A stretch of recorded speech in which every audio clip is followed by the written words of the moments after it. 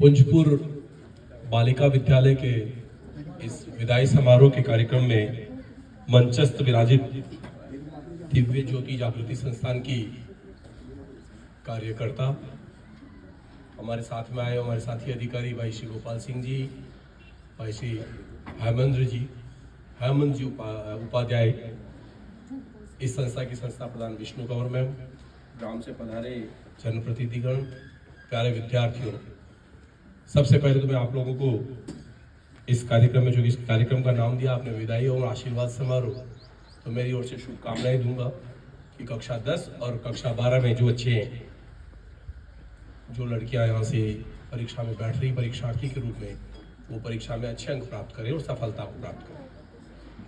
मेरी ओर से बहुत बहुत शुभकामनाएं, बहुत बहुत बधाई। अग्रिम रूप से आप लोगों से आग्रह कि आप अपनी विद्यालय के अंदर जो अध्ययन किया है उसको, किताबों के अंदर जो आपने सीखा है उसको अपनी कॉपियों में उतार पाए। परीक्षा में सफलता के लिए क्या करना होता है ये जानना बहुत जरूरी होता है, और आज का ये कार्यक्रम उसी की कड़ी में होता है। सामान्य रूप से परीक्षा का अभिप्राय होता है आत्मविश्वास। अगर आपका आत्मविश्वास ठीक है, अगर आप ठीक तरीके से अपने कॉन्फिडेंस के साथ में परीक्षा में बैठ रहे हैं, तो सफलता आपके हाथ में आ जाती है।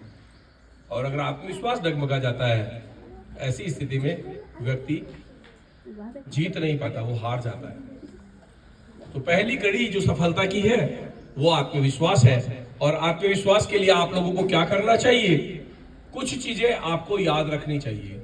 परीक्षा में जब बैठे हैं, शांत मन से बैठे।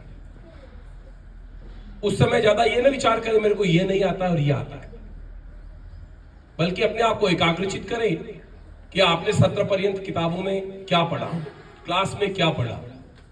और अपने आप को जब आप एकाग्रचित करेंगे तो आपका कंसंट्रेशन बनेगा और अपने आप कॉन्फिडेंस आएगा। प्रश्न पत्र प्राप्त हो, आराम से प्रश्न पत्र को पढ़ें। जो प्रश्न बेहतर तरीके से आपको आता है उसे पहले कर लें, जो कठिन प्रश्न है उसे अंत में करने के लिए छोड़ दें। प्रश्न पत्र करते समय का उत्तर देते समय यह जरूर ध्यान रखें कि प्रश्न पत्र में कितने अंक का कौन सा प्रश्न है। बहुत बार ये देखते हैं 1 नंबर का प्रश्न होता है, हम उसका 1 पेज भर देते हैं, जबकि 1 नंबर के प्रश्न के लिए हमें 1 लाइन ही लिखनी होती है।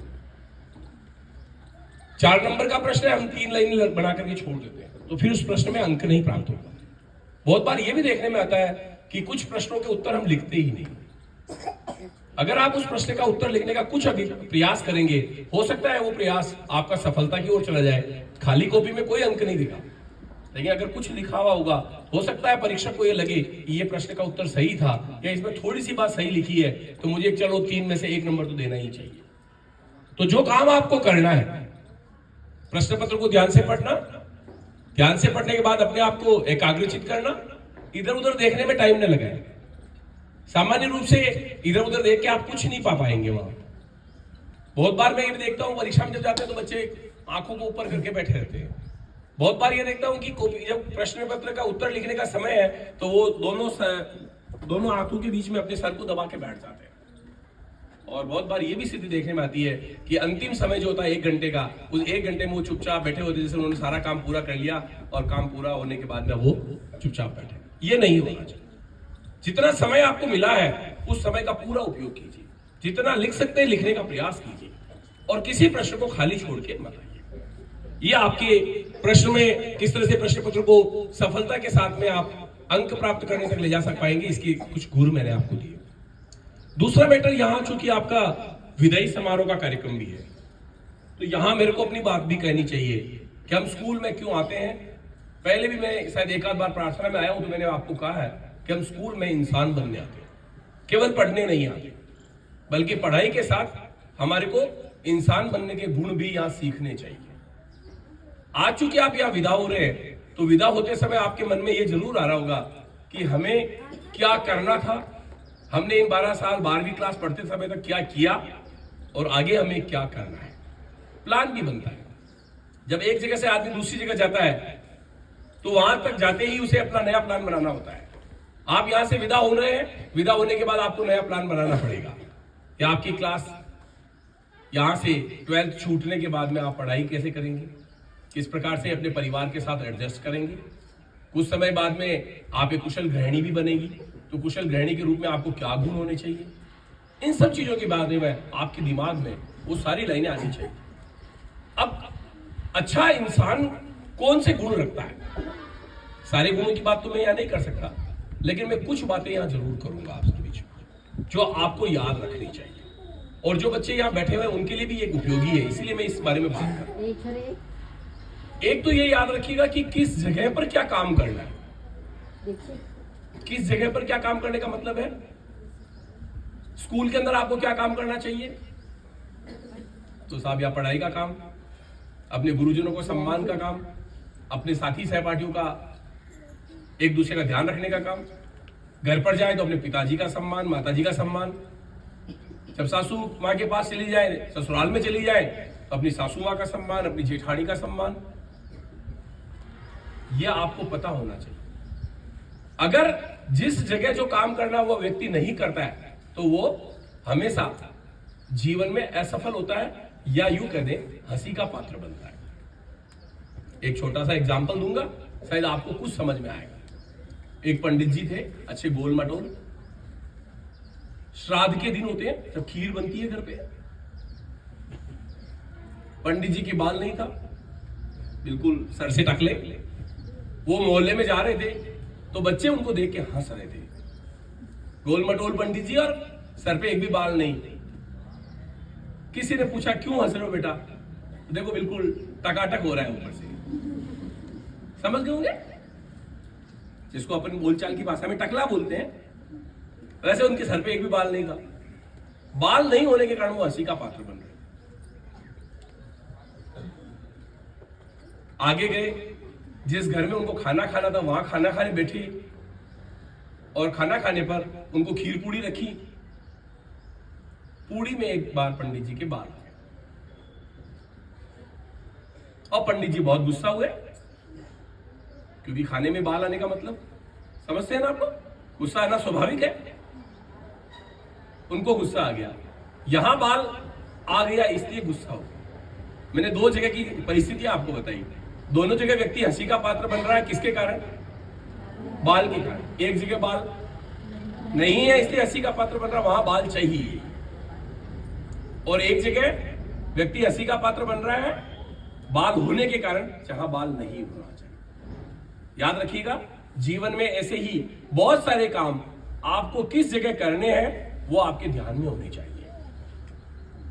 अगर वो काम आप वहां नहीं करके कहीं बाहर करोगे तो हंसी के पात्र बनोगे। जैसे नाचना कूदना हमारे घर पर, हमारे शादी ब्याह में अच्छा लग रहा है, लेकिन कहीं कोई व्यक्ति मर गया हो और वहां आप नाचने लग जाओ, क्या होगा, अच्छा लगेगा?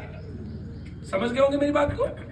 ऐसे ही कुछ भी हो, किस पर कहां हंसना है ये भी याद रखिए। आप लोगों ने पौराणिक कथाएं पढ़ी है, महाभारत का मूल कारण क्या माना गया, द्रौपदी की एक हंसी, है ना, आपको ध्यान है। द्रौपदी ने एक बार धृतराष्ट्र पुत्र को वहां निकलते हुए देखा। मैं बहुत लंबी बात नहीं करूंगा, लेकिन वो वहां गिर जाता है पानी के अंदर, तो उसको केवल इतना सा कह दिया, अंधे का पुत्र अंधा, और वो महाभारत होने का मूल कारण था। तो मैंने भी आपको कहा कि आपको ध्यान क्या रखना है, किस जगह क्या काम करना है, ये आप याद रखेंगे। दूसरी बात और कहूंगा मैं, आपका सेकंड ब्रेन आपका गट होता है। दूसरी बात मैं आप लोगों से और कहूंगा वो ये कि जीवन में अगर आपको बहुत अच्छी तरीके से जीवन जीना है तो याद रखिएगा, स्वयं सुखी रहना सीखिए और दूसरों को सुखी करना सीखिए। क्या वर्ड कहा मैंने? आप में से कोई ऐसा है जो दुखी रहना चाहता है क्या? अच्छा, आप में से ऐसे कौन व्यक्ति है जो दूसरों को दुखी करना चाहते हैं? इसका मतलब एक शाश्वत सत्य है, हर व्यक्ति सुखी रहना चाहता है और हर व्यक्ति दूसरे को सुखी रखना चाहता है। लेकिन अगर यह बात सत्य है तो फिर सास बहू में झगड़ा क्यों होता है? बता दीजिए। भाई बहन में झगड़ा क्यों होता है? भाई भाई में क्यों झगड़ा होता है? आपके दोस्त दोस्त में झगड़ा क्यों होता है? और झगड़ा कहां तक पहुंच जाता है, हम एक दूसरे का सर फोड़ देते हैं, खून निकाल देते हैं। होता है ना? नहीं होता? अगर आप दूसरे को सुखी रखना चाहते हैं तो फिर उसको तकलीफ काहे को दे रहे हैं? मूल कारण है हमारी समझ की कमी। एक छोटी सी बात फिर कहूंगा, फिर शायद आपको कुछ याद आएगा। अभी हम एक जगह गए थे, एक मैडम हमारे साथ में एक ट्रेनिंग ले रहे थे। ट्रेनिंग में मोबाइल अलाउड नहीं था। मोबाइल को आप साइलेंट करके रख दीजिए, दिन भर आप मोबाइल नहीं देखेंगे। सुबह 9 बजे से 6 बजे तक की ट्रेनिंग थी। मोबाइल अलाउड नहीं था और कमरे से बाहर जाना भी अलाउड नहीं था। अगर जाएंगे तो रजिस्टर में लिख के जाएंगे कितनी बजे गए, कितने बजे वापस आए। उस ट्रेनिंग में चूंकि हम लोग जयपुर गए थे ट्रेनिंग में, और हर अधिकारी जो वहां आया था वो बाहर से आया था, कुछ महिला अधिकारी भी थी, वो भी साथ में आई थी। अब वो जयपुर आई, उस ट्रेनिंग में बैठ गई, उनके घर वाले, उनके पति देव उनको बार बार फोन कर रहे थे, क्योंकि वो जानना चाह रहे तुम जयपुर पहुंची या नहीं पहुंची, क्या तुम ठिकाने राजी खुशी पहुंच गई, कोई तकलीफ तो नहीं हुई। और ऐसा उन्होंने कितनी बार किया होगा फोन पे जानने का? 20 से 30 बार। क्या हुआ? कारण क्या था? वो बस जानना चाह रहे, लेकिन मैडम वो फोन उठा नहीं पा रही थी। कारण क्या था? कि मोबाइल वहां अलाउ नहीं था। शाम को 6 बजे उन मैडम ने फोन उठाया, देखा उनके पति की 30 मिस कॉल पड़ी हुई थी। मैडम को बहुत चिंता हुई, उन्होंने तत्काल अपने पति को फोन किया। बताइए क्या परिस्थिति आई होगी वहां? पति ने क्या किया होगा? क्या किया होगा? गुस्सा, खूब लाल पीले हुए, खूब सारी बातें सुनाई, सुनाते गए 5 मिनट तक सुनाते गए। लेकिन हमारे दिन की ट्रेनिंग में एक चीज सीखने को दी थी कि आपको ध्यान रखना है, पेशेंस रखना है, और यह ध्यान रखना है कि परिस्थिति क्या है। वो मैडम जब तक वो 5-7 मिनट तक फोन पे उनके पतिदेव सुनाते रहते, तो सुनती रही, बोली नहीं। बोल जाती तो झगड़ा और बढ़ता। वो नहीं बोली, क्योंकि उसके मन में क्या आ रहा था? मन में दिन की ट्रेनिंग थी, और ट्रेनिंग में क्या सिखाया था? जब तक सामने वाले की परिस्थिति न समझ लो, तब तक आप लोगों को अपना रिएक्शन नहीं देना चाहिए। हम लोग सामने वाले की परिस्थिति नहीं समझ रहे। उनके पति क्यों उनको सुना रहे थे? क्योंकि उनको चिंता हो रही थी। क्या उसका बुरा करना चाहते थे? क्या उसको दुखी करना चाहते थे? नहीं, वो उसको सुखी देखना चाहते थे। लेकिन परिस्थिति ऐसी थी कि उन्होंने फोन किया, उसने उठाया नहीं, इसलिए उनको गुस्सा आ रहा था। जब सब बातें सुना दी तो उन मैडम ने क्या अगला काम क्या किया?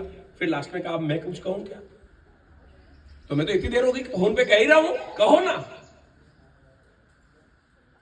अरे मेरी बात ध्यान से तो सुनाओ। हमारा फोन ट्रेनिंग में जाते वक्त साइलेंट करवा करके एक तरफ रखवा दिया था, इसलिए मैं आपके फोन नहीं उठा पाई। मुझे पता आप मेरी चिंता कर रहे थे, इसीलिए आपने फोन किए होंगे। आपका गुस्सा होना स्वाभाविक है। प्लीज मुझे माफ करिएगा, मैं आपके फोन नहीं उठा पाई। क्या हुआ होगा? पति ने क्या किया होगा? क्या किया होगा? आप सोचिए, क्या किया होगा? फिर गुस्सा किया होगा? क्या किया होगा? माफी मांगी होगी, बिल्कुल ठीक। सॉरी फील किया उसने, सॉरी यार मुझे पता ही नहीं, तू इस तरह की परेशानी में थी या इस तरह की परिस्थिति थी और मैं तेरे को कितना सुना गया, मेरे को नहीं कहना चाहिए। तो अभी आप क्या समझे? उसका पति उसको तकलीफ नहीं देना चाहता था, वो पति को तकलीफ नहीं देना चाहती थी। वो परिस्थिति ऐसी हो गई जिसके कारण दोनों को तकलीफ हुई। अगर दोनों ही समझ जाएं तो आगे बात प्रॉब्लम में नहीं बदलेगी। अगर वो मैडम भी गुस्सा करती, वो भी 50 बातें सुनाती, फिर क्या होता? दोनों मुंह सुजा के बैठे रहते, 2-4 दिन तक बोलते नहीं, फालतू में और दूसरी बातें और सुनाते। ये उस दिन तुमने ऐसा किया था, उस दिन तुमने ऐसा किया था, तुमने उस दिन मेरी बात नहीं मानी थी, बात बढ़ती जाती। तो यहां आप लोगों को जीवन जीने की कौन सी कला सीखनी चाहिए? सामने वाले की परिस्थिति को समझो। भाई भाई के बीच में झगड़ा क्यों होता है? सास बहू के बीच में झगड़ा क्यों होता है? क्योंकि आप सब लड़कियां बैठी, तो मैं तो सास बहू के झगड़े की बात करूंगा। क्यों होता है? आपने कभी अपने घर पे देखा? अगर अपनी बहू सासू मां की बड़ाई करे, मेरी सासू मां बहुत बढ़िया, मेरा इतना काम करती है, क्या झगड़ा होगा? और सासू माँ बहू की बढ़ाई करे, मेरी बहू इतनी बढ़िया, झगड़ा होगा? नहीं होगा। झगड़े का कारण क्या है? दोनों एक दूसरे के बारे में छोटी छोटी बुराइयां करती। क्या वो दोनों अलग रहना चाहती है? नहीं, दोनों साथ ही रहना चाहती है। इसका मतलब ये हुआ कि जीवन में हम एक दूसरे के साथ में पूरक होकर जीते हैं। हमारे को सबको एक दूसरे की आवश्यकता है, बस थोड़ी सी समझ हमारी इस तरह की होनी चाहिए कि हम एक दूसरे की समस्या को समझे और जाने। अगर आपके दोस्त की बात को आप जान लो कि इसकी तकलीफ है और आप कोई काम इस तरह करना करो जिससे उनको तकलीफ हो, तो फिर क्या होगा? लड़ाई नहीं होगी। एक और चीज बात करेंगे, आप दो जनों के बीच में लड़ाई हो रही है, लड़ाई में दूसरा, एक जना सुनाई जा रहा है, दूसरा बोले नहीं, लड़ाई आगे बढ़ेगी? क्या होगा? कितनी देर तक लड़ाई चलेगी? कितनी देर तक कोई सुनाएगा? 1 मिनट, 2 मिनट, 4 मिनट, 5 मिनट, वो नहीं बोले। मेरे को कुछ भी नहीं कहना इस बारे में, ये आज जो कुछ कह रहा है कहने दो, सुन लो। लेकिन हमारे जीवन में इतना पेशेंस हमारे पास नहीं होता, धैर्य नहीं होता। वो एक बोलेगा तो 2, वो 2 बोलेगा तो ये 4, तो 4 से 8 और 8 से 16, ये होते हुए टाइम नहीं लगेगा। और वो लड़ाई थोड़ी देर में माथे फोड़ने तक, सर तोड़ने तक चालू हो जाएगी। किसी का हाथ पैर तोड़ देंगे, किसी का सर फोड़ देंगे, पत्थर मार देंगे, किताब कुछ काम कर लेंगे। तो आप लोगों को आज यहां से एक जीवन जीने की सीख दे रहा हूं। याद रखिएगा, अगर आपको झगड़ा आगे नहीं बढ़ाना है, तो अगर कोई अपने से झगड़ा कर रहा है तो उस समय चुप हो जाइए। कोई आपसे झगड़ा कर रहा है तो क्या करना है आपको? चुप हो जाओ। आपका झगड़ा खत्म हो जाएगा, आपका झगड़ा लिमिटेड प्रोसेस पे बदल जाएगा। 2 दिन 3 दिन बाद में उसका गुस्सा शांत हो जाए, तब उसके साथ बैठिएगा, चाय पीजिएगा और उसे कहिएगा, यार उस दिन मेरे को गुस्सा बहुत आ रहा था, वास्तव में थोड़ा गुस्सा तो तेरे को सही बात आया होगा, लेकिन देख ऐसा तुझे नहीं कहना चाहिए। सबके सामने अपने दोस्तों की कितनी हंसी होगी। मैं एक और छोटा सा दृष्टांत दूंगा। हमारे एक पड़ोसी है, वो पड़ोसी अपने घर की कचरे की बाल्टी रोज मेरे घर के बाहर लाके डाल देते। जगह थी कचरा डालने की, वो वहां लाके डाल देते। अड़ोस पड़ोस वाले मेरी घरवाली को कहते थे, देखो भाभी जी, वो देखो उनका घर का कचरा आपके घर के बाहर लाके डाल रहा है। मिसेज ने मुझे कहा, यार रोज रोज समस्या है, इनको कैसे समझाएं? मैंने तो चिंता। मैंने अगले दिन उनको कहा, भाई साहब यार आप ऐसा कचरे को बाल्टी को आपकी दीवार पर रख दिया करो, आपके घर के दीवार पर रख दिया करो, मैं कचरा मेरे घर का डालूंगा तो आपकी बाल्टी भी डाल दूंगा। क्या मतलब? आप यहाँ डालते हो फिर वापस मुझे भरना पड़ता है, आपकी बाल्टी यहाँ रख दिया करो, मैं कचरा डालूंगा, गाड़ी आएगी कचरे वाली, मैं भी डालूंगा। 2-4 बार ऐसा किया, फिर उनको लगा यार ये तो रोज कचरा मेरे घर का कचरा ही डालते हैं। एक आध बार हमने भी हमारी कचरे की बाल्टी वहां रख दी। कचरा लेने आएगा तो कचरे की बाल्टी वहां रख रखी है, हम बाहर नहीं निकले तो वो भाई साहब ने उठा के डाल दी। उनके घर का कचरा भी डल गया, हमारे कचरे का घर का कचरा भी डल गया, और पड़ोसियों के लड़ाने की जो, ठीक है ना, क्या हुआ? पैसेंस से काम है। उसको फिर मैं घर जाके कहा, मैं कहा भाई साहब आप कचरे की बाल्टी यहाँ रख दिया करो, ये अपने पड़ोसी है ना, अपने दोनों को लड़ाना चाहते हैं, आपको उससे मतलब नहीं है, आप ये डाल दिया करो। मैं वैसे उस टाइम पे जब कचरे की गाड़ी थी मैं फ्री रहता हूँ, मैं डाल दूंगा उस कचरे, परेशान। और इनकी बातों में आप बताना, लड़ाई खत्म। और लड़ाई हो नहीं थी तो कितनी जल्दी हो जाती, सोचो आप मन में। तो मैंने आप लोगों से जो बात कही है, 2-4 बातें कही है, शायद आप यहां से जीवन जीने की कला सीख के जाएंगे, आपस में समन्वय कैसे बिठाना ये सीख के जाएंगे। ये समन्वय आपके परिवार के सदस्यों के साथ हो सकता है, ये समन्वय आपके पड़ोसियों के साथ हो सकता है, ये समन्वय आप किसी ऑफिस में काम करेंगे तो वहां पर हो सकता है। ऐसे समन्वय के साथ अगर आप जीवन जिएंगे तो आपको भी तनाव नहीं आएगा और आप दूसरों को तनाव देंगे भी नहीं। मैं मेरी बात को विराम दूं उससे पहले पुनः आप सब लोगों को परीक्षा में सफलता की शुभकामनाएं। आप सब लोग अच्छे अंक प्राप्त करके उत्तीर्ण हो। आप यहाँ से जो विदा हो रहे हैं वो अपने जीवन में सफलता प्राप्त करें और जीवन में सफलता प्राप्त करके इस विद्यालय का गौरव बढ़ाएं, इस विद्यालय का नाम बढ़ाएं। ऐसा कोई काम आप न करें जिससे कोई ये कहे कि किस स्कूल में पढ़ा हुआ बच्चा है, या आदमी कौन सी स्कूल में पढ़ा, इसकी मार साहब ने इतना नहीं सिखाया क्या, कोई ये न कहे। बस हम तो आपसे यही अपेक्षा करेंगे। आप सब लोगों को पुनः शुभकामनाएं। जय हिंद।